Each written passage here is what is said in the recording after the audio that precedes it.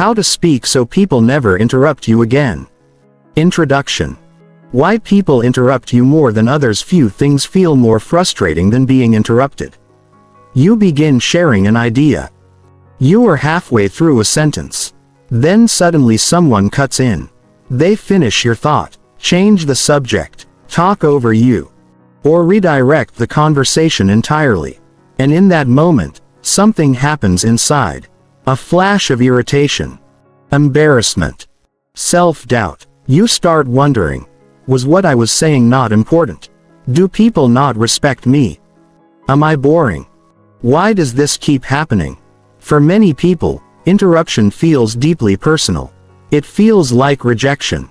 A public signal that their words do not matter.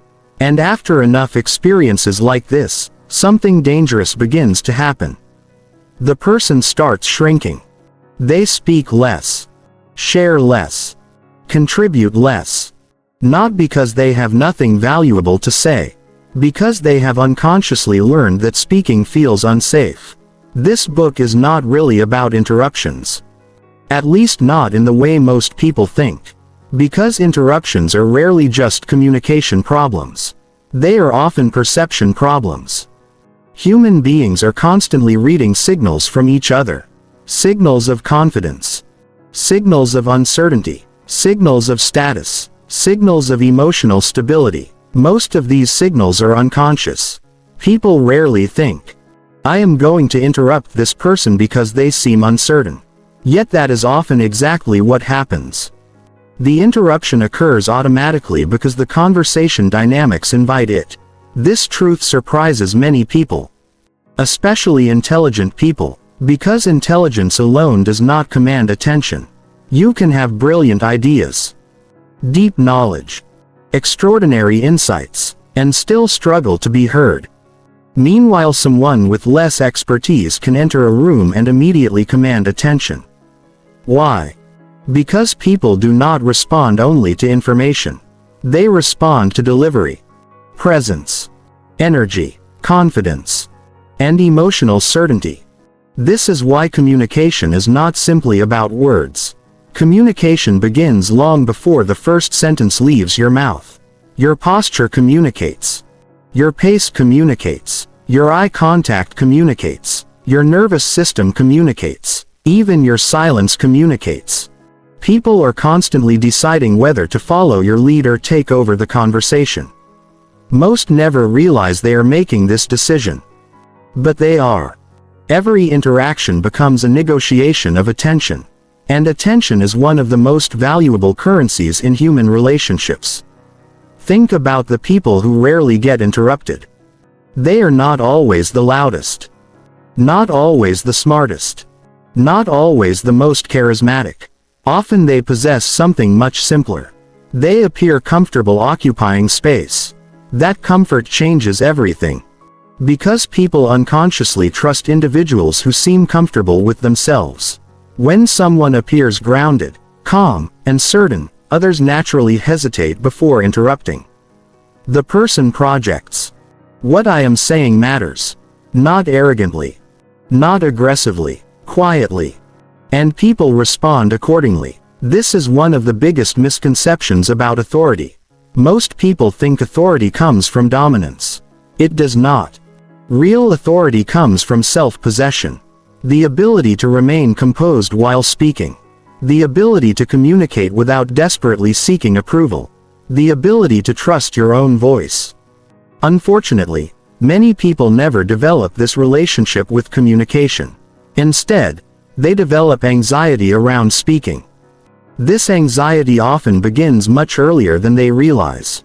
Perhaps they grew up in environments where opinions were dismissed, interruptions were common, confidence was criticized, mistakes were punished, speaking up felt risky. The nervous system adapts. The child learns, my voice is not important, or I need permission before speaking, or I must be careful not to take up too much space. These beliefs rarely disappear automatically in adulthood. They simply become hidden. The person grows older but continues communicating from the same psychological foundation. And the body reveals it. The voice becomes hesitant. Sentences become filled with qualifiers. Ideas become wrapped in apologies.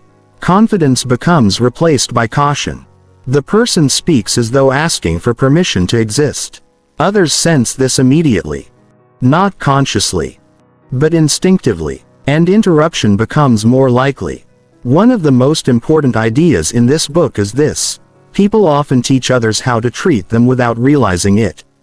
This does not mean interruptions are always your fault. They are not. Some people interrupt everyone. Some people are rude. Some people dominate conversations habitually. But if interruption happens repeatedly across different situations, different groups, and different environments, it becomes worth examining the signals being sent. Because communication patterns are rarely random. They follow predictable psychological principles. The good news is that these principles can be learned. You do not need to become louder. You do not need to become aggressive. You do not need to become someone you are not. In fact, some of the most respected communicators in the world are remarkably calm. They do not fight for attention. They attract it. They do not demand respect. They project it. And because of that, people listen. The purpose of this book is not to teach manipulation. It is not about dominating conversations. It is not about becoming intimidating. The goal is much deeper. The goal is to help you develop a communication style that naturally earns attention. A voice people trust. A presence people respect. A way of speaking that allows your ideas to reach others without constantly fighting to be heard. Because your voice matters. Your experiences matter. Your perspective matters. And learning how to communicate them effectively is one of the most valuable skills you will ever develop.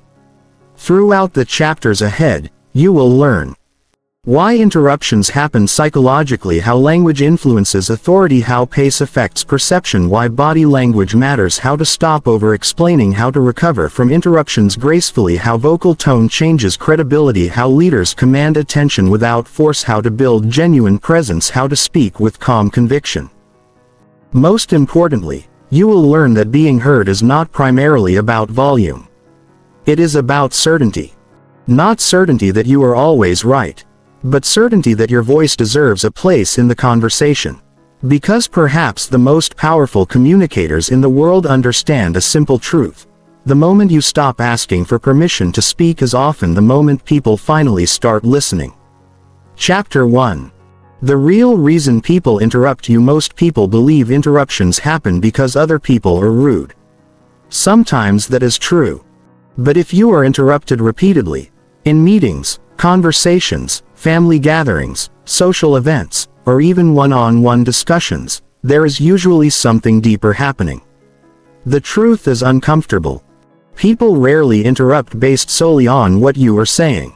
They interrupt based on how you are perceived while saying it. This distinction changes everything.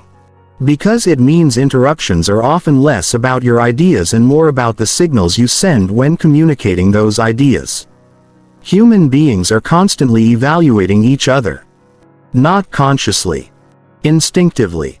Within seconds of interacting with someone, people begin forming impressions about confidence, certainty, credibility, social status, emotional stability, leadership potential. These judgments happen fast. Far faster than most people realize. And once those judgments form, they influence how people behave toward you, including whether they allow you to finish speaking. The hidden language beneath words. Imagine two people saying the exact same sentence. Person A says, "I think we should consider changing the strategy." Person B says, "We should consider changing the strategy." The message is nearly identical, but the perception is completely different. One sounds tentative. The other sounds confident. One appears to be seeking approval. The other appears to be offering direction. People respond differently to each. This is because communication operates on two levels. Level 1, content. The actual words you speak. Level 2, delivery. The energy, confidence, pace, and certainty behind those words. Most people focus entirely on content. They assume If my idea is good enough, people will listen. Unfortunately, that is not how human communication works. People judge delivery before they evaluate content. This means your presence often determines whether your message receives attention. Why smart people get interrupted. One of the greatest myths about communication is that intelligence automatically creates influence. It does not. Many highly intelligent individuals struggle to command attention. Why? Because intelligence and authority are different skills. Intelligent people often overthink, second-guess themselves, add unnecessary qualifications, anticipate objections, worry about being wrong. As a result, their communication becomes hesitant. The idea may be brilliant, but the delivery signals uncertainty. Others unconsciously sense that uncertainty and begin taking conversational control. Meanwhile, someone less knowledgeable may speak with confidence and immediately gain attention. This does not mean confidence is more important than intelligence. It means confidence determines whether intelligence gets heard. The psychology of conversational status. Every conversation contains invisible status dynamics. Status does not necessarily mean wealth, power, or social rank. It often means perceived confidence and influence in the moment. People who appear comfortable speaking tend to occupy higher conversational status. People who appear uncertain tend to occupy lower conversational status. This influences interruption dramatically.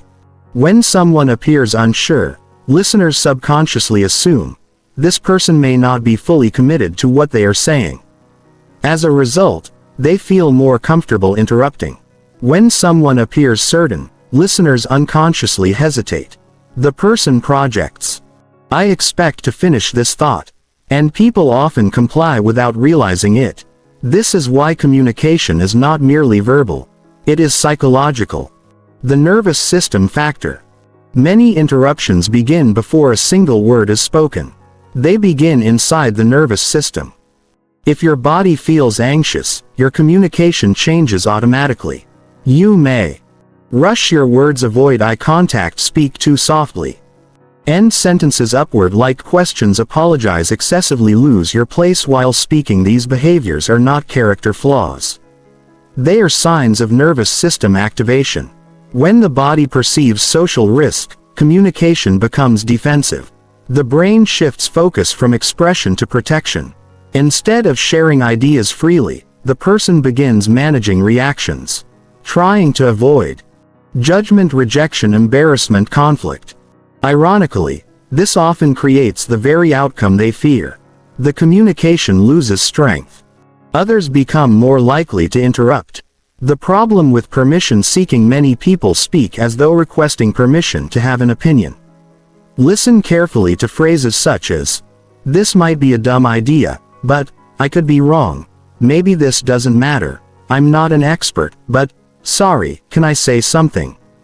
These phrases seem harmless, but psychologically they create a powerful message. The message is, "You do not need to take this seriously." The speaker unintentionally lowers the perceived value of their own contribution. Then they wonder why others interrupt. People often follow the emotional cues you provide. If you treat your ideas as unimportant, many people will do the same. How childhood shapes adult communication. Many communication habits begin long before adulthood. A child who is constantly interrupted may learn, "My voice does not matter." A child who is criticized for speaking may learn, "It is safer to stay quiet." A child who is ignored may learn, "I must fight for attention." These beliefs become communication patterns later in life. Without realizing it, adults often recreate childhood dynamics.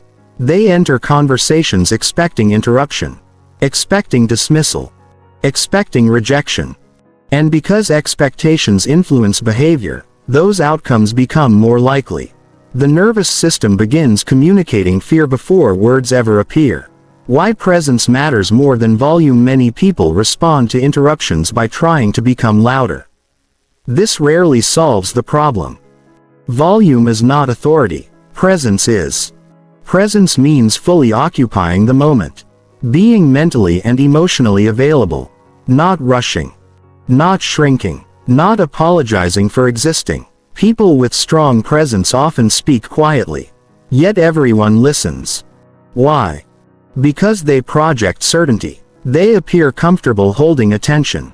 That comfort creates respect. The difference between aggression and authority: some people fear becoming more authoritative because they associate authority with aggression. They imagine dominating conversations, overpowering others, speaking loudly, forcing attention. But true authority is different. Authority says, "I deserve to be heard." Aggression says, "Only I deserve to be heard." The first creates respect. The second creates resistance. This book focuses on authority, not aggression. The goal is not controlling people. The goal is communicating in a way that naturally earns attention. A new perspective. If you have spent years being interrupted, you may believe the solution is external. You may think, people need to become more respectful. Sometimes they do. But the most powerful change begins internally. When your communication changes, people's responses often change too. Not because they consciously decide to treat you differently. Because human beings respond instinctively to confidence, certainty, and presence. The moment your communication begins signaling, "What I am saying matters," people start listening differently. And perhaps the most important truth of all is this: the real reason people interrupt you is rarely because your ideas lack value. More often, it is because your communication unintentionally signals that your ideas are negotiable before you have even finished expressing them. In the next chapter, you will learn how approval-seeking language quietly weakens authority, and how removing a few common phrases can instantly make people take your words more seriously. Chapter 2. Stop asking for permission when you speak. Most people do not realize they are asking for permission every time they open their mouths. They believe they are simply being polite, respectful, humble, careful. But underneath many communication habits lies something deeper: fear. Fear of being wrong. Fear of being judged. Fear of sounding foolish. Fear of taking up too much space. And when fear enters communication, it often disguises itself as excessive politeness. The result is a communication style that quietly says, "Please approve of what I am about to say," before the actual message has even begun. This is one of the biggest reasons people struggle to hold attention. Because people tend to trust speakers who trust themselves. And nothing weakens self-trust faster than constantly seeking permission to speak. The hidden cost of approval-seeking language. Listen carefully to everyday conversations. You will hear phrases like, "I could be wrong, but this might sound stupid. Maybe I'm just thinking out loud. I don't know if this makes sense. Sorry, but just my opinion." Most people use these phrases automatically. They feel harmless, even polite. But psychologically, they create a problem. Every qualifier weakens certainty. Every apology reduces authority. Every disclaimer tells listeners, "You do not need to take this seriously yet." The speaker is attempting to protect themselves from possible criticism. But in doing so, they accidentally weaken the impact of their own message. Why we do this? Nobody is born speaking this way. These habits develop over time, usually as emotional protection. Perhaps you were criticized frequently. Perhaps your opinions were dismissed. Perhaps mistakes felt dangerous. Perhaps confidence was mistaken for arrogance. The nervous system learns, it is safer to soften everything I say. So adulthood communication becomes filled with protective language. The person no longer speaks directly. They cushion every statement, qualify every opinion, prepare for disagreement before disagreement even exists. And eventually this becomes unconscious. The person assumes this is simply their personality. It is not. It is a survival strategy. The problem with constant self-protection: imagine someone saying, "I could be wrong, but I think this plan may have some problems." Now imagine someone saying, "This plan has several potential problems we should examine." Same idea. Completely different energy. The first statement seeks permission. The second statement offers leadership. People respond differently because certainty feels easier to follow than hesitation. This does not mean you should pretend to know everything. Confidence is not pretending. Confidence is expressing what you genuinely believe without apologizing for having an opinion. Humility is not the same as hesitation. Many intelligent people fear sounding arrogant. So they overcorrect. They become excessively cautious, excessively humble, excessively tentative. But humility and hesitation are not the same thing.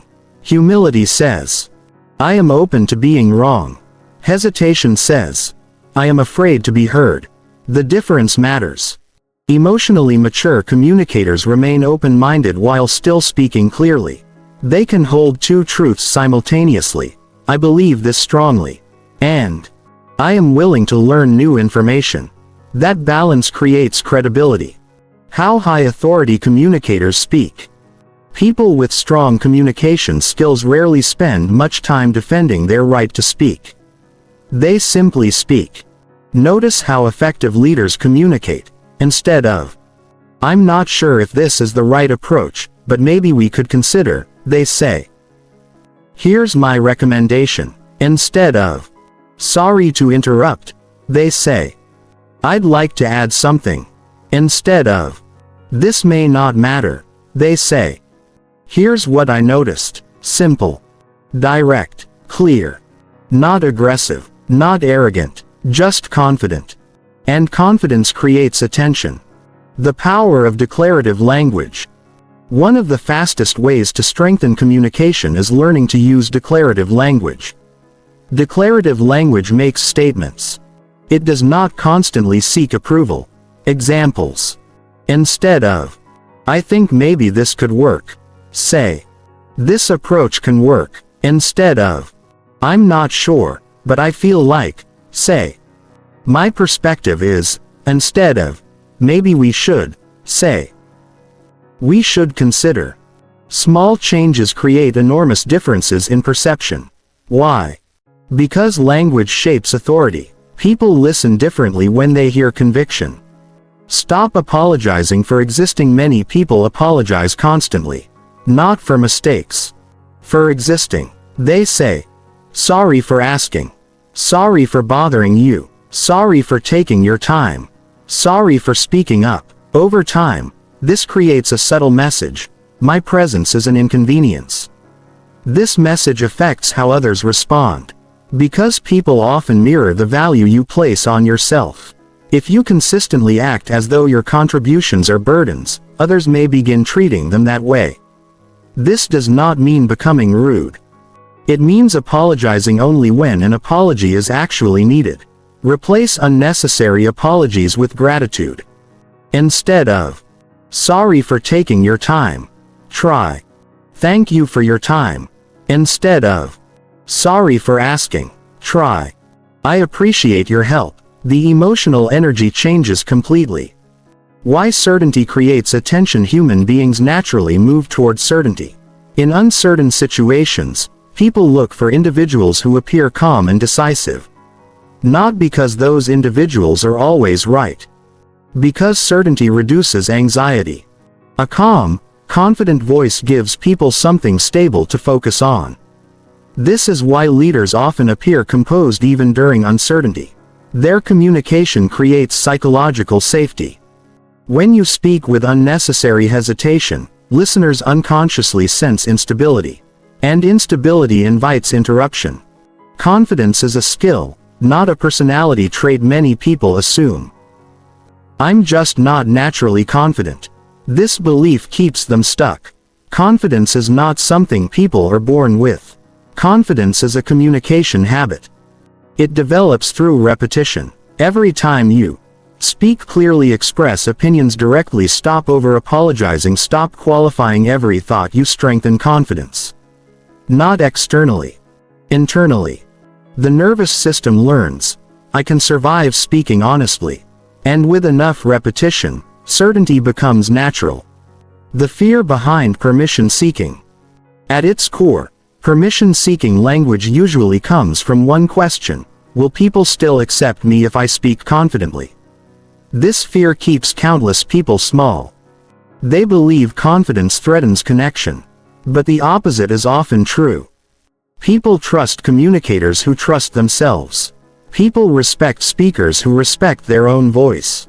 People listen to individuals who believe their message deserves attention. Not because confidence is magical. Because confidence communicates value. A new standard for communication. From this moment forward, begin noticing how often you ask for permission when speaking. Pay attention to unnecessary apologies, excessive qualifiers, defensive language, self-deprecating introductions, approval-seeking phrases. Do not judge yourself. Simply observe. Awareness is the first step. Then begin replacing hesitation with clarity. Not arrogance. Clarity. The goal is not becoming louder. The goal is becoming more certain. Because when you stop asking permission to speak, something remarkable happens. People begin treating your words differently. They listen longer. Interrupt less. Respect your ideas more. And perhaps the most important truth of all is this: the moment you stop apologizing for your voice is often the moment other people finally start hearing it. Chapter 3. The Power of Speaking Slowly. One of the fastest ways to make people take you more seriously has nothing to do with what you say. It has to do with how fast you say it. Most people underestimate the power of pace. They focus on vocabulary, intelligence, arguments, information. Meanwhile, listeners are paying attention to something else entirely. Your rhythm. Your timing. Your emotional control. Because pace communicates psychology. And psychology determines whether people listen. Why nervous people speak fast? Think about the last time you felt anxious while speaking. Perhaps you were giving a presentation, speaking in a meeting, talking to someone important, sharing an opinion publicly. What happened? For most people, the voice speeds up automatically. Words begin racing. Sentences blur together. Breathing becomes shallow. The speaker rushes toward the end as if trying to escape the conversation. This is not a communication problem. It is a nervous system response. When the brain perceives social pressure, it activates stress mechanisms designed for survival. The body prepares for danger. Heart rate increases. Muscles tighten. Thoughts accelerate. And speech speeds up. The nervous system is unconsciously saying, "Get through this as quickly as possible." Unfortunately, fast speech often creates the opposite of what the speaker wants. Instead of appearing confident, they appear uncertain. Instead of sounding authoritative, they sound nervous. And nervousness invites interruption. Fast speech signals uncertainty. Listeners constantly interpret emotional signals. When someone speaks very quickly, people often perceive anxiety, insecurity, urgency, lack of confidence, emotional reactivity, even when none of these things are true. The perception alone influences how others respond. Fast speakers unintentionally communicate, "I am not fully comfortable holding your attention." And when listeners sense that discomfort, they become more likely to interrupt, redirect, or mentally disengage. Slow speech signals confidence. Now think about the most respected communicators you know. Notice something interesting. Most do not rush. They speak deliberately, calmly, patiently. Their words seem measured, intentional, controlled. Why? Because confidence rarely hurries. Confidence assumes attention. Insecure communication chases attention. Confident communication expects attention. This subtle difference changes everything. When you slow down, you communicate, "I am comfortable being heard." That message carries enormous psychological weight. The leadership pause. One of the most powerful communication tools in existence is the pause. Yet most people fear it. Silence feels uncomfortable, especially for anxious speakers. The moment a pause appears, panic often follows. The speaker thinks, "I need to keep talking. I need to fill the silence. People will lose interest." So they rush. Ironically, the opposite is true. Strategic pauses increase attention. Why? Because silence creates anticipation. The human brain naturally focuses when information suddenly stops. Listeners lean in. Attention sharpens. Curiosity increases. This is why great leaders, speakers, and storytellers use pauses constantly. Not because they forgot what to say. Because they understand psychology. Silence creates authority. Many people assume authority comes from speaking more. Often it comes from speaking less. Authority is not measured by the number of words spoken. It is measured by the confidence behind those words. A calm pause communicates, "I am not afraid of silence." And people unconsciously respect that. Why? Because only someone comfortable with themselves can remain relaxed in silence. Anxious communicators rush to fill every gap. Grounded communicators allow silence to work for them. The fear of taking up space. At its core, fast speech is often connected to one hidden belief: I should not take up too much space. Many people learned this early in life. Perhaps they were interrupted, frequently criticized for speaking, told to be quiet, ignored when sharing ideas. The nervous system adapts. The person begins speaking quickly because speaking itself feels risky. The goal becomes, say it before someone stops me. This creates a lifelong communication pattern. The speaker rushes. Others interrupt. The interruption reinforces the fear. The cycle continues. Breaking this cycle requires a new belief: my words deserve time. That belief changes pace naturally. Why slow speakers are harder to interrupt? Imagine two speakers. The first talks rapidly, jumps between ideas, and rarely pauses. The second speaks slowly, finishes sentences completely, and uses silence intentionally. Which person feels easier to interrupt? Most people instinctively choose the first. Why? Because rushed communication creates openings. Calm communication creates boundaries. When someone speaks slowly and deliberately, listeners unconsciously sense, this person expects to finish. That expectation influences behavior. People become more patient, more attentive, more respectful. Not because they consciously decide to. Because human beings naturally respond to certainty. Slowing down without sounding robotic. Some people hear advice about slowing down and immediately become unnatural. They start speaking like a machine. Long pauses. Awkward rhythm. Forced delivery. That is not the goal. The goal is relaxed pace. Not artificial pace. Think of the difference between a person sprinting through a conversation and a person walking confidently through it.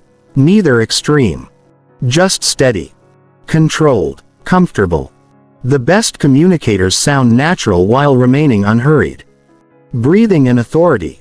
One reason people rush is because they breathe poorly while speaking. Anxiety shortens breathing patterns. Short breathing creates rushed speech. The solution is surprisingly simple. Before speaking, take a slow breath, not dramatically. Just enough to calm the nervous system. When breathing slows, speech slows. When speech slows, confidence increases. When confidence increases, interruptions decrease. Everything begins with regulation. The meeting room experiment. Try this in your next meeting, conversation, or discussion. Instead of speaking immediately when a thought appears, pause for 1 second. Then begin. While speaking, slow down by approximately 10%. Not 50%. Not dramatically. Just enough to feel slightly slower than normal. You will notice something remarkable. People start listening differently. Your words carry more weight. Your ideas sound more organized. Your presence feels stronger. Nothing about the content changed. Only the pace changed. Yet perception changes dramatically. That is the power of rhythm. The relationship between pace and self-trust. Ultimately, pace reflects self-trust. People who trust themselves do not feel pressured to rush. They believe, my ideas deserve space. I do not need to fight for attention. I can take my time. This mindset transforms communication. The speaker becomes calmer. The listener becomes calmer. The conversation becomes more balanced. And interruptions become less frequent. Not because people suddenly become more polite. Because your communication now signals confidence. The quiet advantage. In a world where everyone is rushing, slowing down becomes a competitive advantage. Most conversations are crowded with urgency. People talk over each other. Race through thoughts. Compete for attention.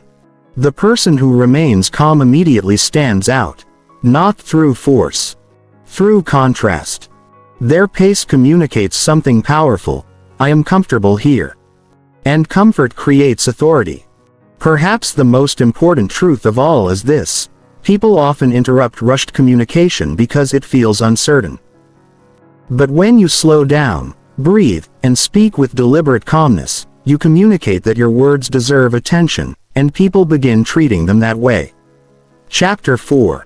How body language teaches people how to treat you before you speak a single word. People have already started forming opinions about you. They notice how you walk, how you sit, where you look, how you hold your shoulders, how much space you occupy, how comfortable you appear in your own skin. Most of this happens unconsciously. Nobody sits down and thinks, their posture seems slightly collapsed, so I will interrupt them. Yet human beings constantly respond to nonverbal signals. And those signals influence how much respect, attention, and authority someone receives. This is why communication begins long before speech. Your body speaks first. Your words arrive second. The silent conversation. Every interaction contains two conversations. The first is verbal. The second is nonverbal. Most people focus entirely on the first. They spend years improving vocabulary, knowledge, and speaking skills. Meanwhile, the second conversation quietly shapes how the first one is received. For example, a person says, I have an important idea. But while speaking they avoid eye contact, shrink into their chair, speak softly, fidget constantly. The verbal message says, listen to me. The nonverbal message says, I am not sure you should. People instinctively trust the nonverbal message more. This is why body language matters. Not because it is some secret trick. Because it reveals emotional state. Your nervous system is visible. Many people believe they can hide nervousness. Usually they cannot. The nervous system leaves clues everywhere. In breathing, facial tension, posture, gestures, movement patterns, voice tone. Others notice these signals automatically. Not because they are analyzing you. Because humans evolved to detect emotional states quickly. For thousands of years, survival depended on reading people accurately. That ability still exists today. When your body communicates uncertainty, listeners respond accordingly. When your body communicates calm confidence, listeners respond differently. Why eye contact changes everything. Eye contact is one of the strongest signals of confidence. Not aggressive staring. Not intimidation. Simple, comfortable eye contact. Many people struggle with this. Especially when speaking to authority figures, attractive people, large groups, strangers. The eyes begin darting around. Looking down. Looking away. Seeking escape. These behaviors communicate discomfort, and discomfort often lowers perceived authority. Confident communicators do something different. They maintain relaxed eye contact. Not perfectly. Not constantly. Naturally. This communicates, I am comfortable being seen. That message carries tremendous power. Because people trust individuals who appear comfortable with visibility. The posture of authority. Imagine two speakers. The first, shoulders collapsed, head lowered, body folded inward. The second, shoulders relaxed, spine upright, chest open, body balanced. Who appears more confident? The answer is obvious. Yet many people unknowingly communicate uncertainty through posture every day. Posture affects more than perception. It affects psychology. Research consistently shows that body position influences emotional state. When the body collapses, confidence often decreases. When posture improves, confidence often increases.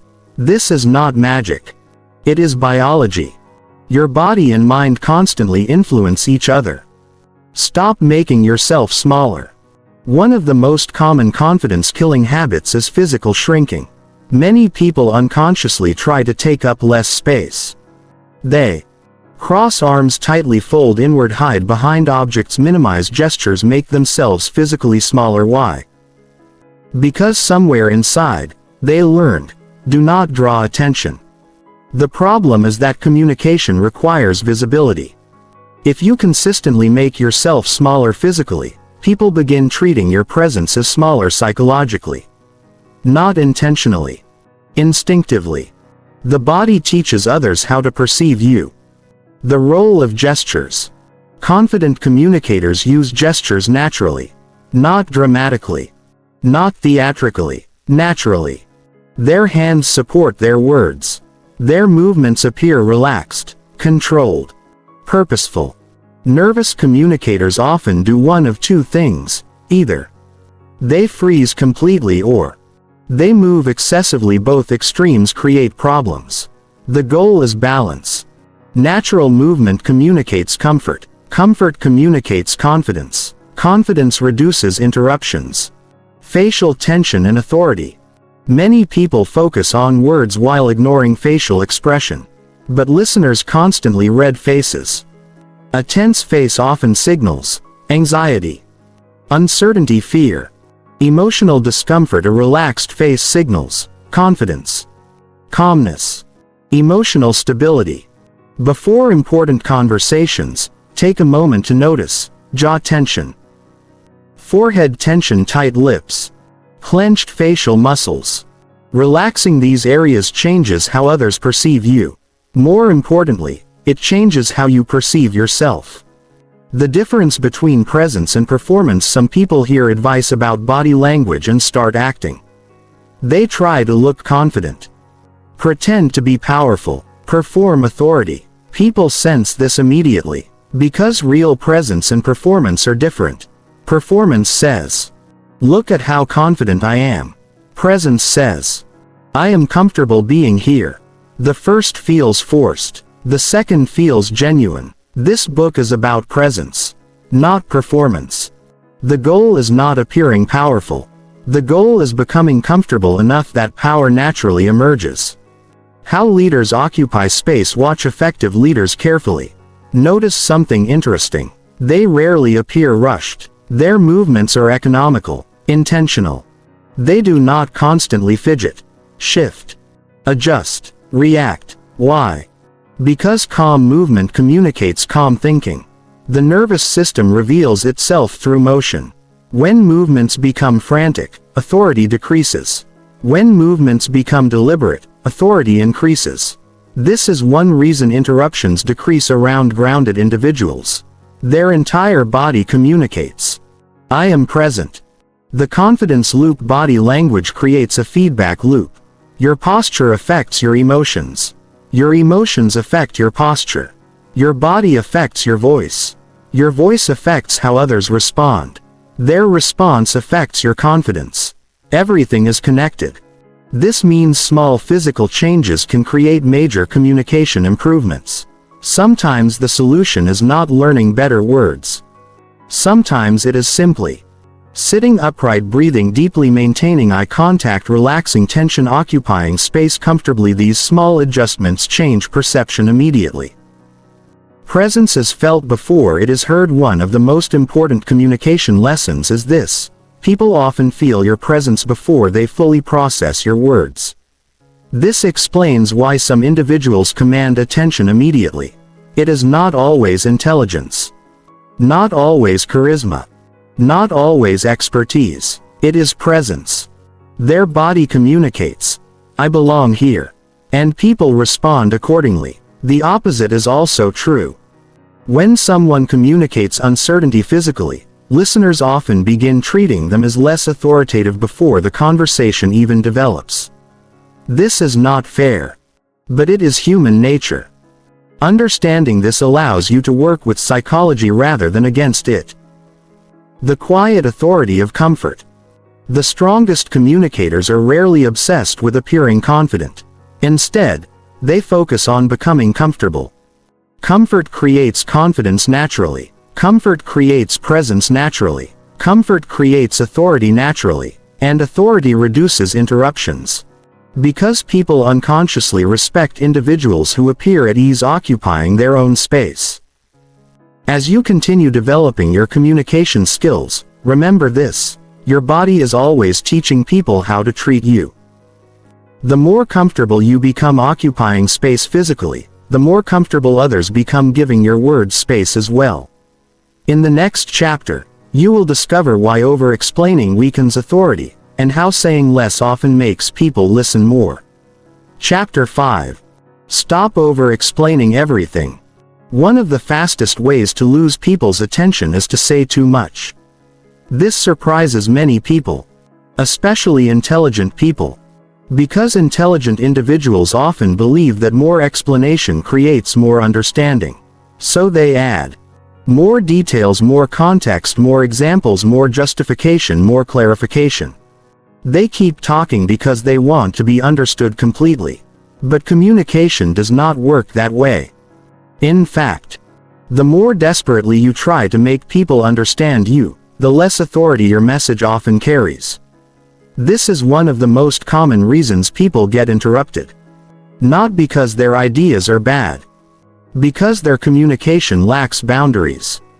The hidden psychology of over-explaining. Over-explaining rarely begins as a communication problem.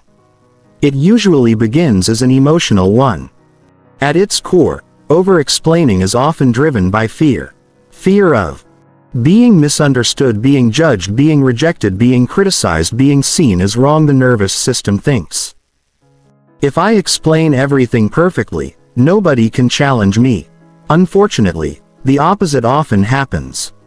The longer the explanation becomes, the more opportunities listeners have to lose focus. Interrupt, disagree. Redirect the conversation. The speaker unintentionally weakens their own message. Why more words often mean less impact. Imagine someone asking, "Why were you late?" Person A responds, "Traffic was unusually heavy this morning." Person B responds, "Traffic was unusually heavy this morning, and then I had trouble finding parking, and I left a little later than planned, and there was construction, and..." Which response feels more confident? Most people choose the first. Not because it contains more information. Because it contains enough information. Confidence trusts simplicity. Insecurity often seeks safety through excessive detail. The connection between confidence and brevity. People frequently assume confidence means speaking more. It often means speaking less. Confident communicators trust their message. They do not feel compelled to defend every sentence. They make a point. Pause. Allow it to land. Then continue if necessary. Over-explainers struggle with this. The moment they finish speaking, anxiety appears. The nervous system worries. Did they understand? Should I explain more? What if they disagree? So they keep talking, and talking, and talking. Trying to eliminate uncertainty. But certainty rarely comes from more words. It comes from stronger delivery. Why over-explaining invites interruption? People interrupt over-explainers for a simple reason. The conversation feels open-ended. The speaker never signals completion. They keep adding information, adding context, adding exceptions, adding clarifications. Listeners begin wondering, when is this point going to end? Eventually someone takes control, not always because they are rude, because the communication lacks structure. Strong communicators create clear boundaries. They signal, "This is my point," then they stop. That pause gives listeners confidence that the message is complete. The need to justify yourself. Many over-explainers are not actually explaining. They are defending. Defending decisions, opinions, boundaries, preferences, emotions. For example, instead of saying, "I can't attend," they say, "I can't attend because I have several things going on, and I haven't had much free time lately, and I need to catch up on work." The explanation becomes an attempt to gain approval. The hidden message is, Please agree that my reason is valid. But confident communicators understand something powerful. Not every decision requires a defense. Sometimes a clear answer is enough. The approval trap. Over-explaining and approval-seeking often travel together. Why? Because the speaker unconsciously believes, if I provide enough information, people will approve. This creates a dangerous habit. The person begins justifying everything. Their opinions, choices, boundaries, preferences, goals. Nothing feels allowed to exist on its own. Everything requires permission. Everything requires explanation. Everything requires validation. Over time, this weakens authority dramatically. Because authority depends on self-trust. And self-trust means believing your perspective deserves space without endless defense. The power of a complete sentence. One of the strongest communication skills you can develop is finishing a thought and stopping. No immediate explanation. No panic. No unnecessary expansion. Simply stopping. For example, instead of, I don't think that's the best approach because, you might say, I don't think that's the best approach. Pause. Let people process it. If they want more information, they will ask. This feels uncomfortable initially, especially for chronic over-explainers. The nervous system experiences silence as risk. But silence often increases authority. Why leaders speak in headlines. Effective leaders understand something important. People remember headlines, not paragraphs. When communicating, they focus on clear, concise points. Instead of delivering every thought simultaneously, they communicate the core message first. For example, we need to improve customer retention. Simple, direct, memorable. Then, if necessary, they provide supporting details. Most people do the opposite. They bury the main point beneath 5 minutes of explanation. Listeners become confused. Attention disappears. Interruptions increase. Clarity beats complexity. Many people mistakenly believe complexity sounds intelligent. Usually it sounds confusing. The strongest communicators simplify, not because they lack intelligence, because they understand communication. The goal is not demonstrating how much you know. The goal is helping others understand. Clarity creates influence. Complexity often creates distance. What happens when you speak less? When you reduce unnecessary words, several things happen. People listen more carefully. Every sentence carries more weight. Your confidence increases.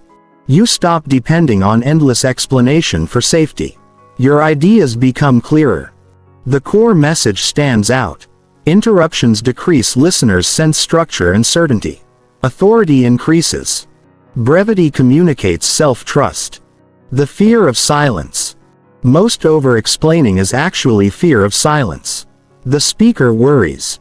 If I stop talking, something bad will happen. But effective communicators understand a secret. Silence is not your enemy. Silence is part of communication. The pause after a statement often carries as much power as the statement itself. When you stop talking, listeners finally have room to think. That thinking creates engagement. Engagement creates attention. Attention reduces interruptions. Learning to trust your message. Ultimately, over-explaining is a trust issue. Not trust in others. Trust in yourself. The over-explainer secretly believes, my message is not enough. So they add more, and more, and more. The confident communicator believes, my message can stand on its own. That belief changes everything. The words become cleaner. The delivery becomes stronger. The presence becomes calmer. The quiet strength of saying less. There is enormous power in finishing a sentence and allowing it to exist. Without immediately defending it. Without rushing to clarify it. Without trying to control how everyone receives it. This is not arrogance. It is self-respect. It is trusting that your thoughts deserve space. And people naturally respond to that confidence. Because perhaps the most important truth of all is this: The people who command attention are rarely the people who say the most. They are the people who trust their message enough to stop talking when the point has already been made. Chapter 6. How to handle interruptions without losing authority. At some point, no matter how skilled you become, someone will interrupt you. A coworker, a family member, a friend, a manager, a stranger. Interruptions are part of human communication. The goal is not eliminating them completely. The goal is learning how to respond without losing authority. Because the moment of interruption reveals something important, how you react often matters more than the interruption itself. Many people spend years developing confidence, only to lose it the second someone talks over them. They become flustered, defensive, apologetic, or completely silent. And in that moment, they unintentionally give away control of the conversation. Emotionally intelligent communicators do something different. They stay composed. And composure is power. The first mistake: immediately giving up the floor. Imagine you are speaking and someone cuts you off. Most people respond automatically. They stop talking. They retreat. They surrender the conversation. Why? Because interruption triggers a stress response. The nervous system suddenly interprets the moment as social rejection. Thoughts appear instantly. Maybe what I was saying wasn't important. Maybe I should let them talk. I don't want to create conflict. So the person disappears from the conversation. Not physically. Psychologically. This pattern repeats over time until being interrupted feels normal. The person begins expecting it. And expectations influence behavior. Why people respect conversational boundaries. Strong communicators understand something important. If you consistently surrender your speaking space, people begin expecting you to surrender it. Not because they are cruel. Because humans adapt to patterns. If every interruption succeeds, interruptions become more frequent. If interruptions meet calm resistance, people adjust. This is why boundaries matter in conversation. Not aggressive boundaries. Calm boundaries. Stay calm first. The first rule of handling interruptions is simple: do not react emotionally. This is harder than it sounds. Especially if interruptions have frustrated you for years. But emotional reactions often weaken authority. Imagine two responses. Response 1. Can you stop interrupting me for once? Response 2. I'd like to finish my thought. Which sounds more confident? The second. Because confidence rarely needs emotional intensity. The calmer person usually appears more authoritative. The power of continuing. One of the most effective interruption strategies is surprisingly simple. Keep speaking. Not louder, not aggressively, just continue. Many interruptions happen because the interrupter expects you to stop. When you calmly continue your sentence, they often stop automatically. This works because conversational momentum matters. People frequently interrupt out of habit rather than intention. Your continued speech reminds them that the floor is still occupied. The key is calmness, not competition. Simple phrases that reclaim attention. Sometimes you need direct language. When that happens, use short, confident statements. Examples. Let me finish this point. One moment. I'll come to that in a second. I want to complete this thought first. Then I'd love to hear your perspective. Notice what these phrases have in common. They are brief, respectful, direct, emotionally neutral. They communicate confidence without aggression. Never apologize for finishing your thought. Many people say, "Sorry, can I finish?" The problem is not politeness. The problem is the apology. Why apologize for speaking when it is already your turn? Every unnecessary apology weakens authority. Instead of, "Sorry, can I finish?" try, "I'd like to finish this point." Small difference. Huge psychological impact. One requests permission. The other establishes a boundary. The interruption recovery skill. Sometimes an interruption succeeds. You lose your train of thought. The conversation moves elsewhere. This happens to everyone. The key is knowing how to return. Many people never return. They assume the opportunity is gone. Strong communicators re-enter confidently. For example, "Before we move on, I'd like to finish the point I was making." Or, "I'd like to circle back to something important." These phrases allow you to reclaim the conversation gracefully. No frustration. No resentment. No conflict. Just clarity. What not to do. When interrupted, avoid these common mistakes. 1. Talking faster. Many people speed up when they fear being interrupted. This creates even more interruptions.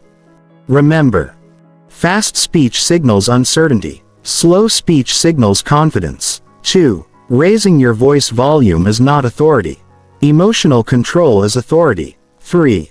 Becoming defensive. Defensiveness communicates insecurity. Calmness communicates strength. 4. Giving long explanations. Do not spend 3 minutes explaining why you deserve to finish speaking.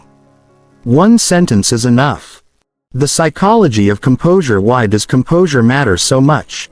Because interruptions are often tests of emotional stability. Not intentional tests. Psychological tests. People unconsciously observe. How does this person handle pressure? Someone who becomes visibly rattled appears less authoritative. Someone who remains calm appears more authoritative, even when saying the exact same words. This is why emotional regulation is one of the most powerful communication skills you can develop. Handling chronic interrupters. Some people interrupt everyone. They dominate conversations automatically. With these individuals, boundaries become essential. You may need to consistently use phrases like, "Let me finish." "One moment. I'd like to complete that thought." At first, this can feel uncomfortable, especially if you are conflict avoidant. But remember, setting conversational boundaries is not rude. It is healthy. Healthy communication requires mutual respect. The confidence of non-reactivity. One of the strongest signals of authority is non-reactivity. Non-reactivity does not mean passivity. It means staying emotionally stable. The person thinks, an interruption is not an emergency. This mindset changes everything. The nervous system stays calm. The voice remains steady. The body remains relaxed. And because you remain stable, others often adjust automatically. Why interruptions feel personal. Many people carry emotional wounds related to being ignored. Perhaps they experienced dismissal, criticism, neglect, constant interruption growing up. As adults, interruptions trigger those old feelings. The reaction becomes bigger than the moment itself. Understanding this is important, because sometimes the goal is not merely improving communication. Sometimes the goal is healing your relationship with your own voice. The more secure you become internally, the less disruptive interruptions feel externally. Commanding respect without demanding it. There is a major difference between demanding respect and commanding respect. Demanding respect relies on force. Commanding respect relies on presence. Strong communicators do not need to dominate. They do not need to intimidate. They simply communicate with calm certainty. That certainty influences how people respond. Over time, interruptions decrease naturally. Not because you became aggressive. Because your communication now signals, my voice belongs here. The real goal, the ultimate goal, is not winning every conversation. It is not controlling people. It is not ensuring nobody ever interrupts you again.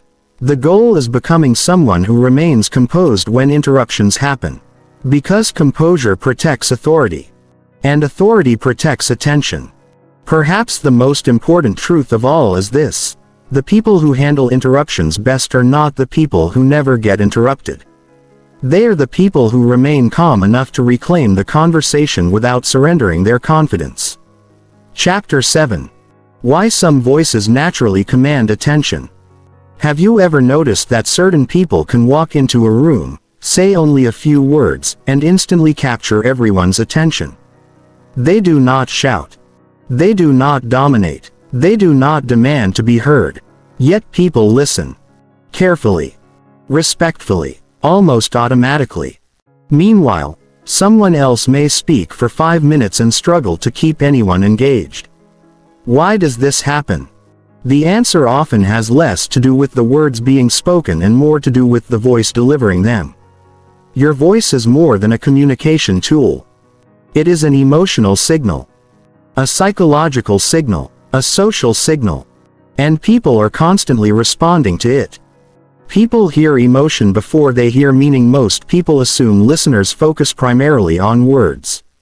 In reality, listeners often process emotional tone first. Before the brain fully analyzes content, it evaluates confidence, certainty, nervousness, calmness, emotional stability, authenticity. All of this information is carried through the voice. This explains why two people can say the exact same sentence and create completely different reactions. The words are identical. The delivery is not, and delivery changes perception. The voice reveals the nervous system. One of the reasons the voice is so powerful is because it reveals what is happening internally. When someone feels anxious, the voice often becomes rushed, shaky, strained, higher-pitched, inconsistent. When someone feels calm, the voice tends to become steady, relaxed, clear, controlled, grounded. Listeners may not consciously notice these differences, but they feel them. And feelings often influence attention more than logic. Why calm voices command more respect? Many people believe powerful communication requires intensity. They think authority comes from speaking loudly, sounding aggressive, talking forcefully. But true authority usually sounds calmer than expected. Think about highly respected leaders, negotiators, and skilled communicators. Most are not emotionally explosive. They are measured, controlled, deliberate. Why? Because calmness communicates confidence. When someone remains calm under pressure, listeners unconsciously think, this person trusts themselves. That trust becomes contagious. The problem with vocal tension: many people carry tension directly into their voice. The result is speech that sounds tight, pressured, rushed, uncertain. This tension often comes from trying too hard, trying to sound smart, sound impressive, sound confident, avoid mistakes. Ironically, these efforts create the opposite effect. The more pressure you place on yourself, the less natural your voice becomes. And listeners respond better to natural confidence than forced confidence. Confidence is audible. You can often hear confidence before you see it. Confident voices tend to have 3 qualities. 1. Steady pace. They are not rushing. 2. Clear delivery. Words sound intentional. 3. Comfortable pauses. Silence does not create panic. Together, these qualities communicate certainty. And certainty attracts attention. The difference between loud and powerful: many people confuse loudness with authority. They are not the same thing. A loud voice can still sound insecure. A quiet voice can sound incredibly powerful. The difference is conviction. A powerful voice communicates, I believe what I am saying. A loud voice merely communicates volume. Listeners are drawn toward conviction, not noise. Why deep voices often seem more credible? Research consistently shows that lower, more relaxed vocal tones are often perceived as more credible and authoritative. This does not mean you need a naturally deep voice. It means you need a relaxed voice. Many people unknowingly raise their pitch when nervous. The voice climbs higher because tension enters the body. As relaxation increases, the voice often settles into a more natural range.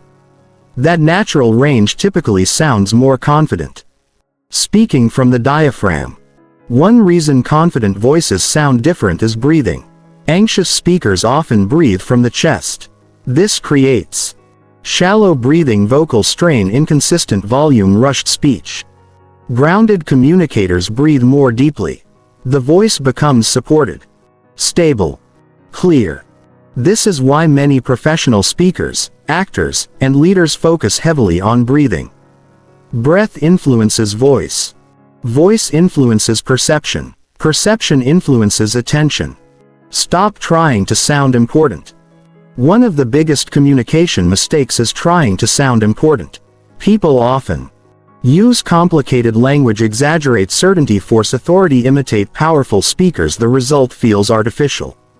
Authenticity disappears. Listeners sense the performance, and trust decreases. Strong communicators do not try to sound important. They focus on being clear. Clarity creates credibility. Credibility creates authority. Authority creates attention. Emotional stability creates vocal authority. The strongest voices are often attached to emotionally stable people. Why? Because emotional stability creates vocal consistency. When someone is emotionally grounded, speech becomes smoother, pauses become easier, breathing becomes deeper, tone becomes steadier, everything improves naturally. This is why communication is never just about speaking skills. It is also about emotional regulation. A calm nervous system creates a calm voice. A calm voice creates trust. Trust creates influence. The voice people listen to. Think about someone whose voice naturally captures your attention. What qualities do they possess? Usually not aggression, loudness, dominance. Instead, clarity, certainty, calmness, authenticity.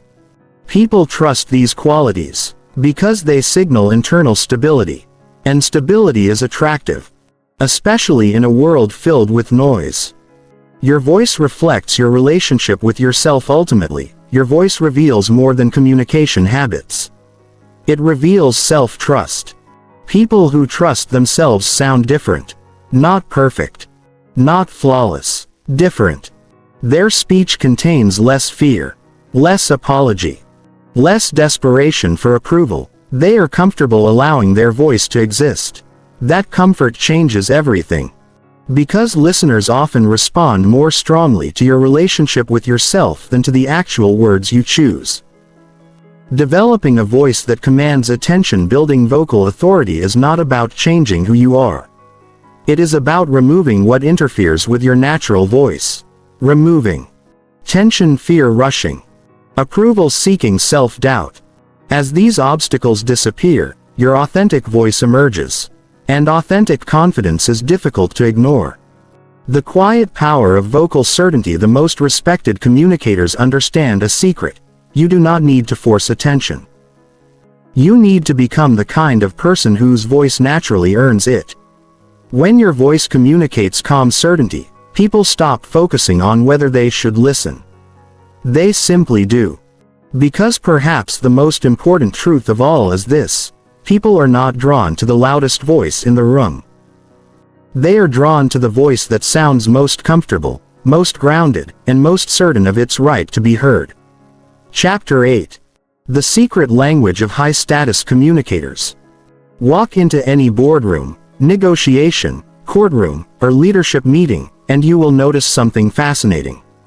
The people with the most influence are often not the people talking the most. They are not always the smartest. They are not always the loudest. And they are rarely the most emotionally reactive. Yet somehow, when they speak, everyone listens. Why? Because high-status communicators operate according to a different set of rules. Most people communicate to gain attention. High-status communicators communicate from the assumption that attention is already available. That single difference changes everything. Status is not what most people think. When people hear the word status, they often think of money, job titles, social influence, fame, power. But conversational status is something different. It is the level of authority people perceive in the moment. A person with a prestigious title can communicate with low status. A person with no title at all can communicate with remarkable authority. Because status is often created through behavior, not position. And behavior can be learned. High-status people do not rush. One of the fastest ways to identify low-status communication is urgency. The speaker appears rushed, eager, anxious. They seem desperate to get their point across before the opportunity disappears. High-status communicators rarely behave this way. They move slower, speak slower, Pause longer. Why? Because rushing communicates scarcity. It signals, I might lose attention if I don't speak immediately. Calmness communicates abundance. It signals, I trust that my voice has space here. People instinctively respect this energy. They are comfortable with silence. Most people fear silence. Silence feels awkward, dangerous, uncomfortable. The moment a pause appears, they rush to fill it. High-status communicators understand something important. Silence is not empty. Silence is influence. A pause creates anticipation. It gives words weight. It allows listeners to process information. Most importantly, it communicates confidence. Only someone comfortable with themselves can remain relaxed in silence. This is why pauses often increase authority more than additional words. They do not chase agreement. One of the clearest signs of low-status communication is the need for immediate agreement. The speaker constantly seeks reassurance. They watch faces nervously, adjust opinions quickly, abandon positions under pressure. Their emotional stability depends on approval. High-status communicators are different. They value agreement. But they do not require it. They understand. Agreement is helpful. Self-respect is essential. Because of this, they can tolerate disagreement without becoming defensive. And people respect them for it. Emotional reactivity lowers authority. Imagine two people facing criticism. Person A becomes defensive immediately. They explain, justify, argue, react emotionally. Person B listens calmly, responds thoughtfully, remains composed. Who appears more authoritative? The answer is obvious. Emotional reactivity often communicates insecurity. Emotional stability communicates confidence. This is why emotionally intelligent people rarely feel compelled to win every argument. They focus on clarity rather than victory. The power of direct language. High-status communicators rarely hide behind complicated language. They do not bury ideas beneath endless qualifications. Instead, they speak directly. Instead of, I was kind of thinking maybe we should possibly consider. They say, here's my recommendation. Simple, clear, decisive. This does not mean they are always correct. It means they are willing to communicate clearly. And clarity creates influence. They ask better questions. Most people think authority comes from having answers. Often it comes from asking strong questions. High-status communicators use questions strategically. Not to show intelligence. To create understanding. Questions such as, what's the biggest obstacle here? What are we missing? What outcome are we actually trying to achieve? These questions shift conversations. They create focus. They create leadership. Because leadership often means guiding attention, not controlling people. They do not need to prove their intelligence. Many people enter conversations trying to demonstrate how much they know. They over-explain, use complex vocabulary, dominate discussions, correct everyone. High-status communicators rarely do this. Why? Because they do not need constant evidence of their own competence. Their confidence is internal, not performative. As a result, they can simplify ideas, listen more, speak less.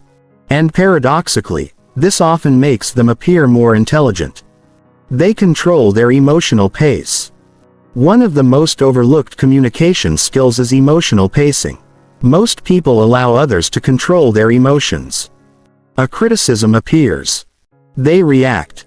An interruption occurs. They react. A disagreement emerges. They react. High-status communicators maintain ownership of their emotional state. They decide how quickly they will respond. They create space between stimulus and reaction. That space creates power. Because calm decision-making almost always outperforms impulsive reaction. Presence over performance. Many people try to look confident.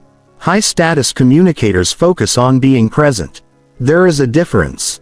Performance asks, how do I appear? Presence asks, what is happening right now? Performance creates anxiety. Presence creates connection, and connection creates influence. When people feel fully present, they naturally become better listeners, better speakers, and better leaders. Why people follow calm energy? Human beings are emotional creatures. In uncertain situations, people instinctively look for stability. They search for someone who appears grounded. Someone who remains composed. Someone who does not panic. This is why calm energy is so powerful. Not because calm people are always right. Because calmness creates psychological safety. People trust stability. They follow stability. They listen to stability. The hidden confidence of non-neediness. One characteristic appears repeatedly among influential communicators. They are not desperate. Not desperate to impress. Not desperate to be liked. Not desperate to win. Not desperate to prove themselves. This emotional independence changes everything. Because desperation is detectable. People sense it. And desperation often lowers perceived authority. Confidence, on the other hand, says, I would like your respect, but I do not require it to respect myself. That mindset is powerful. Becoming a high-status communicator. High-status communication is not about pretending to be superior. It is not about dominance. It is not about intimidation. It is about self-possession. The ability to remain calm, speak clearly, tolerate disagreement, use silence comfortably, trust your own voice, avoid emotional overreaction. These behaviors create authority naturally. No performance required. The real secret. Most people spend their lives trying to convince others to listen. High-status communicators focus on something else entirely. They develop such calm certainty that people naturally want to listen.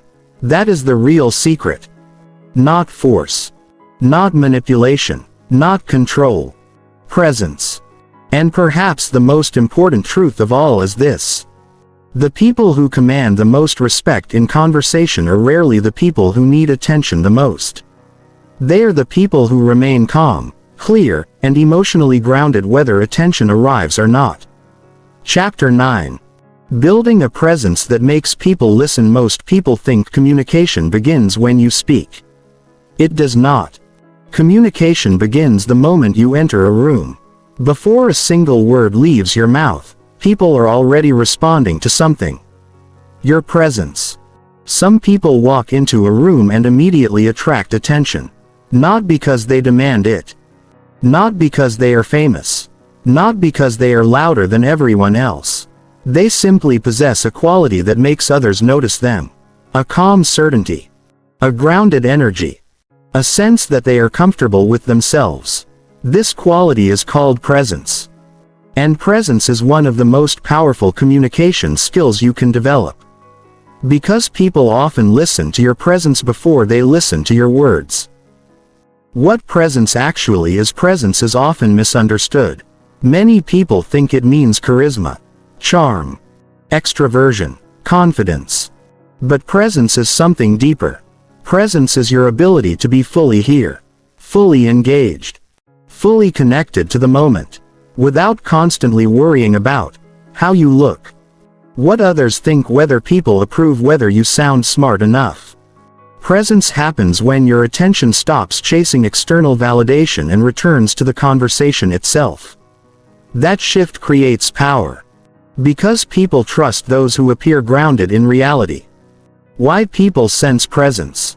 Human beings are remarkably sensitive to emotional energy. We constantly evaluate attention, focus, confidence, emotional state, authenticity. Often without realizing it. When someone is distracted, anxious, or approval-seeking, others feel it. When someone is calm and fully engaged, others feel that too. Presence is not something people see. It is something they experience. And experience influences behavior.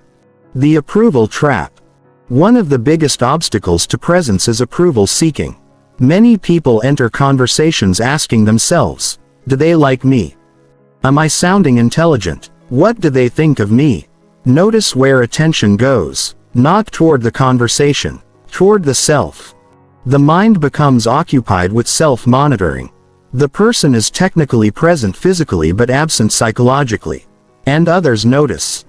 Because self-consciousness changes communication. The voice becomes tighter. The body becomes more tense. The energy becomes less natural. Presence requires self-trust. At the core of presence lies self-trust. People who trust themselves do not spend every moment evaluating how they are being perceived. They focus outward. They listen deeply. They respond thoughtfully. They allow themselves to exist without constant performance. This creates relaxation. And relaxation creates presence. The irony is fascinating. The less obsessed you become with how others see you, the more compelling you often become. The difference between presence and performance: many people attempt to create presence through performance. They try to look confident, sound important, appear impressive, project authority. This usually backfires. Because performance creates tension. The person becomes focused on maintaining an image. Authenticity disappears. Presence works differently. Presence does not ask, "How can I impress people?" Presence asks, "How can I fully engage with this moment?" That question changes everything. Why some people feel powerful without saying much. Have you ever met someone who barely spoke but still commanded respect? Perhaps they sat quietly during a meeting. Perhaps they contributed only occasionally. Yet when they finally spoke, everyone listened. This is often the result of presence. Their silence feels intentional. Their attention feels focused. Their energy feels grounded. As a result, their words carry weight. Presence turns communication into quality rather than quantity. The relationship between presence and listening: many people want to become better speakers. Few focus on becoming better listeners. This is a mistake. Because listening creates presence. When you genuinely listen, your attention sharpens, your anxiety decreases, your responses improve, your connection deepens. Most people listen while preparing their next sentence. Present people listen to understand. That difference is immediately noticeable. And people naturally trust those who make them feel heard. Comfortable people create comfortable conversations. Presence has a contagious quality. When one person remains calm and grounded, others often relax as well. Why? Because emotions spread, nervousness spreads, tension spreads, confidence spreads, calmness spreads. This means your internal state influences the entire conversation. A grounded communicator often becomes the emotional anchor of the room. And emotional anchors naturally attract attention. Stop chasing attention. One of the most counterintuitive truths about communication is this: people who chase attention often struggle to keep it. People who stop chasing attention often attract it. Why? Because desperation is visible. Listeners sense when someone desperately wants approval. That need creates pressure. Presence removes pressure. The person is not trying to force attention. They are simply engaged. Ironically, this makes attention easier to hold. Becoming comfortable with visibility: many communication struggles stem from discomfort with being seen. The moment attention arrives, anxiety appears. The person begins thinking, "Everyone is looking at me." The nervous system interprets visibility as danger. So communication suffers. Building presence requires a different relationship with attention. Instead of viewing attention as a threat, begin viewing it as an opportunity. An opportunity to connect. An opportunity to contribute. An opportunity to share value. This mindset transforms communication. Presence is built through practice. Presence is not a personality trait. It is a skill. Like any skill, it improves through repetition. Each time you stay calm under pressure, maintain eye contact, listen deeply, speak intentionally, stop seeking approval, you strengthen presence. Gradually, the nervous system learns it is safe to be seen. That lesson changes everything. The energy people trust at the deepest level. Presence creates trust. Not because you know all the answers. Not because you are perfect. Because you appear comfortable with reality. People trust those who seem grounded. People trust those who seem authentic. People trust those who are fully present. And trust creates attention. The quiet authority of self-respect. Perhaps the most powerful aspect of presence is that it grows from self-respect. When you respect yourself, you stop apologizing for existing, you stop chasing approval, you stop performing constantly, you stop shrinking yourself. Instead, you allow yourself to occupy space. Comfortably. Calmly. Naturally. And people respond differently, not because you demanded respect. Because your presence quietly communicated that respect already exists. The person nobody wants to interrupt. Think about the individuals who rarely get interrupted. Often, it is not their words that protect them. It is their presence. Their communication carries an invisible message. I am here. I am engaged. I am comfortable occupying this space. People sense that message. And they respond accordingly. Perhaps the most important truth of all is this: the strongest presence does not come from trying to be impressive. It comes from being so comfortable with yourself that your attention is no longer trapped inside your own head. And when that happens, people stop focusing on whether they should listen. They simply do. Chapter 10. Becoming the person nobody talks over. By now, you understand something that most people never realize. Being heard is not primarily about speaking louder. It is not about dominating conversations. It is not about becoming more aggressive. And it is certainly not about forcing people to respect you. Being heard begins long before the conversation starts. It begins with how you see yourself. Because people who consistently command attention share one common trait: they believe their voice deserves space. Not because they think they are superior. Not because they think they are always right. Because they trust themselves enough to participate fully in the conversation. This final chapter is about bringing everything together. Not as individual techniques. As a new identity. The difference between learning a skill and becoming a person. Many readers approach communication like a collection of tricks. They want the perfect phrase, the perfect response, the perfect strategy. But lasting change does not happen through tricks. It happens through transformation. You do not become someone who is heard by memorizing a few communication techniques. You become someone who is heard by developing a different relationship with yourself. Because communication is ultimately a reflection of identity. The person who believes, "My voice matters," communicates differently from the person who believes, "I need permission to speak." Even if both use the same words. Review of the journey. Throughout this book, you have learned that interruptions are often influenced by uncertainty, approval-seeking, rushed speech, weak boundaries, over-explaining, nervous body language, emotional reactivity. You have also learned that authority grows through calmness, clarity, presence, self-trust, emotional regulation, concise communication, confident boundaries. These principles work together. None exists in isolation. A powerful voice is not created by one behavior. It is created by alignment. Stop trying to win every conversation. One of the biggest shifts in communication happens when you stop trying to win.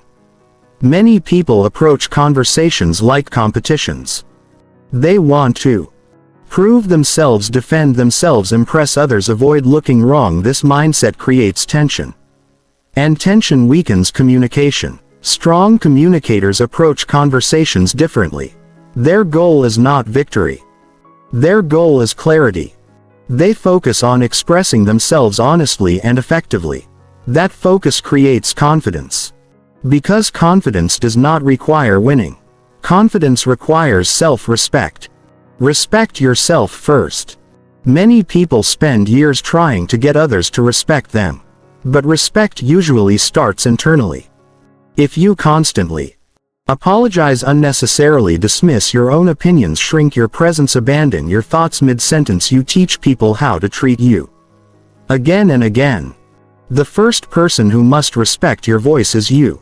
When you value your contribution, others are more likely to value it as well. This is not magic. It is psychology. People respond to the standards you consistently communicate. Confidence without arrogance. A common fear appears whenever people begin developing authority. They worry. What if I become arrogant? This fear keeps many individuals stuck. But confidence and arrogance are opposites. Arrogance says, "My voice matters more than yours." Confidence says, "My voice matters too." Arrogance dominates. Confidence participates. Arrogance needs superiority. Confidence needs self-trust. The goal is never becoming the loudest person in the room. The goal is becoming someone who no longer feels invisible. The power of emotional stability. If there is one skill that separates respected communicators from everyone else, it is emotional stability. Not intelligence. Not charisma. Not vocabulary. Emotional stability. The ability to remain grounded when challenged, interrupted, criticized, disagreed with, misunderstood. This stability creates authority. Because people trust those who remain calm under pressure. Anyone can appear confident when everything goes smoothly. True confidence reveals itself when things become uncomfortable. Your voice is a reflection of your nervous system. Throughout this book, a deeper theme has appeared repeatedly. Communication is not only about speaking. It is about regulation. Your voice reflects your nervous system.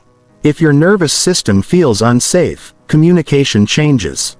You rush, over-explain, seek approval, avoid eye contact, abandon boundaries.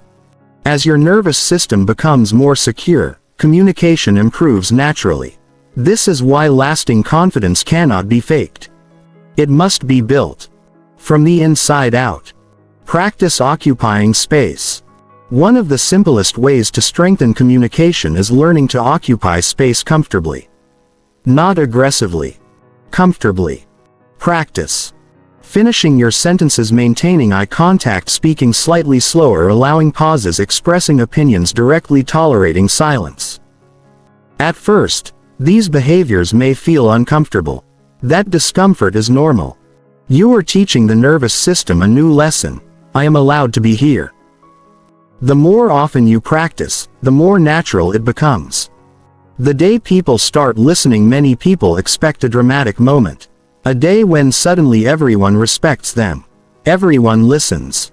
Everyone stops interrupting. That is rarely how change happens. Instead, change arrives quietly.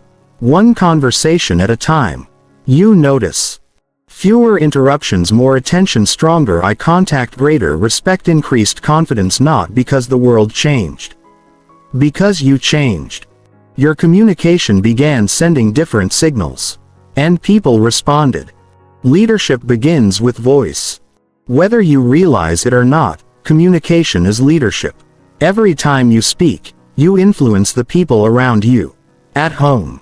At work. Among friends. Within your community. Leadership does not require a title.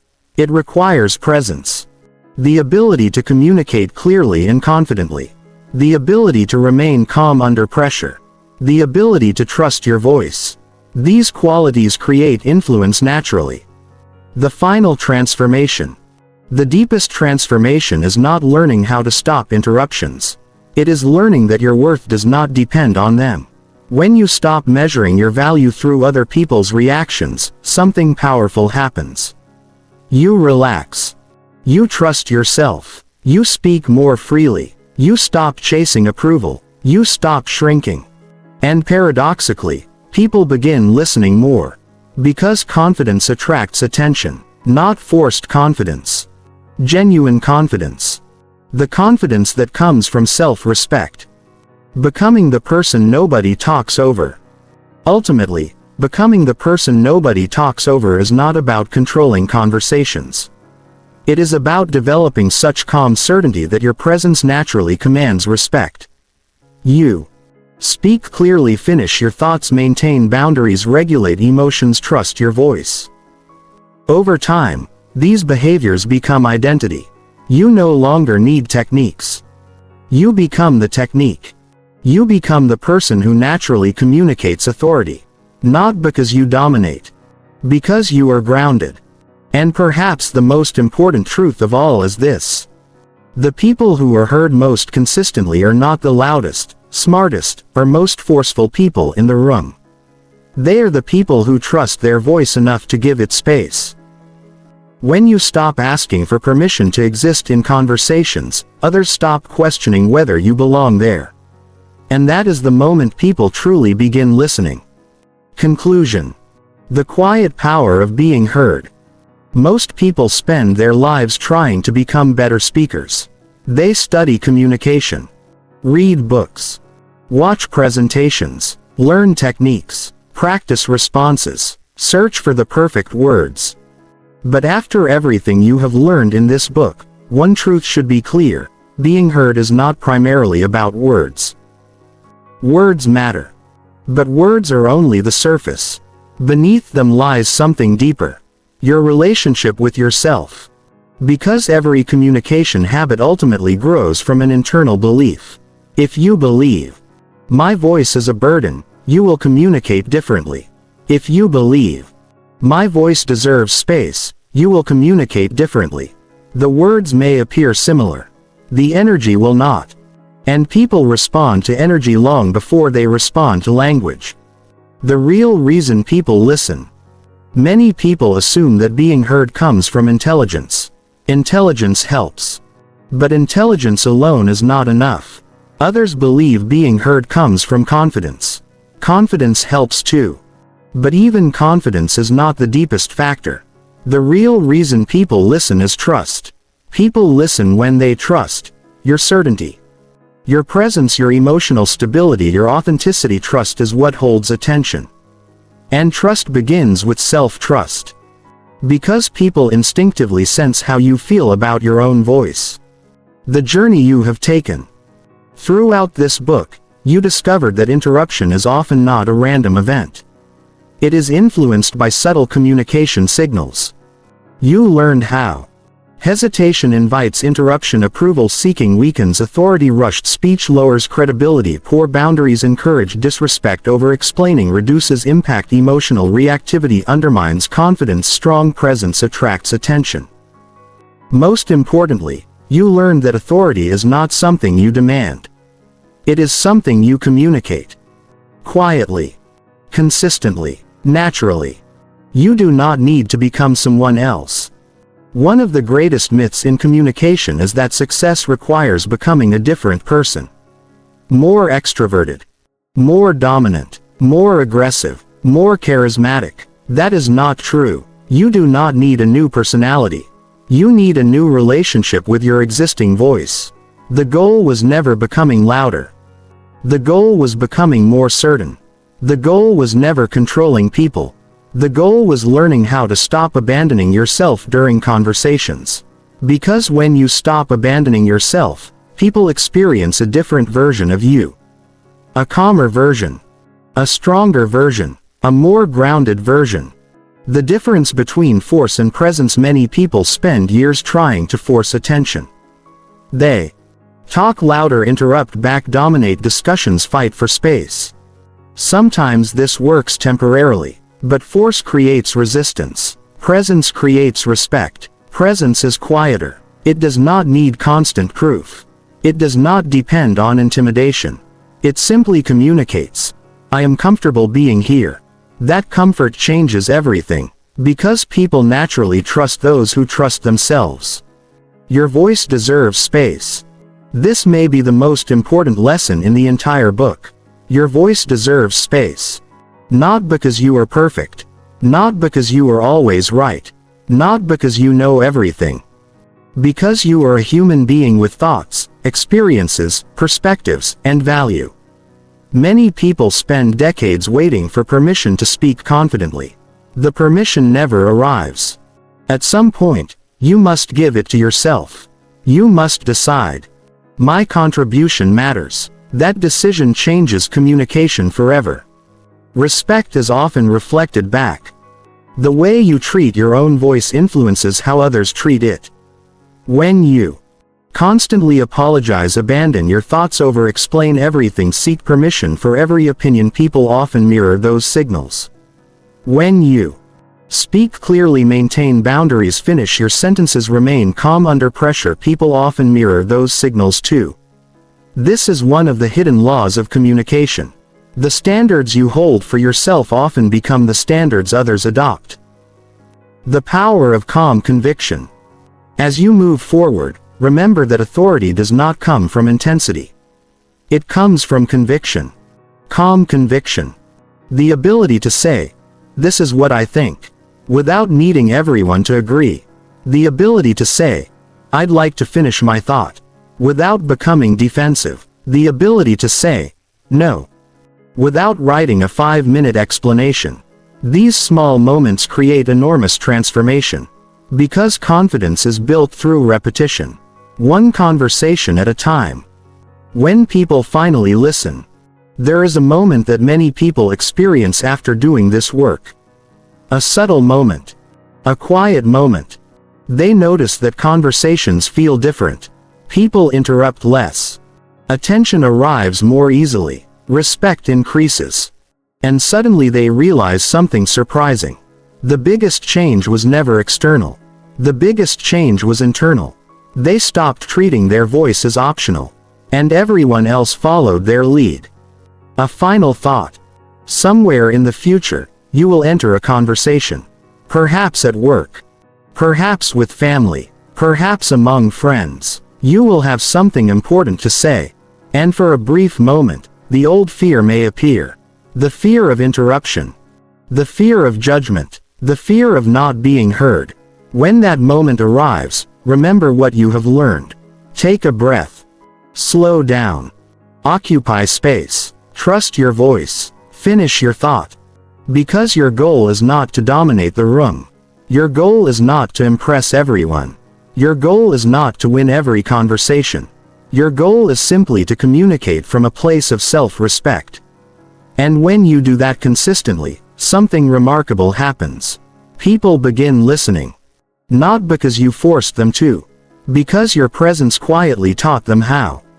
Final quote. The people who are heard most clearly are not the ones who fight hardest for attention. They are the ones who trust their voice enough to speak with calm conviction. When you stop asking for permission to be heard, the world often stops asking whether you deserve to be. And that is the quiet power of being heard.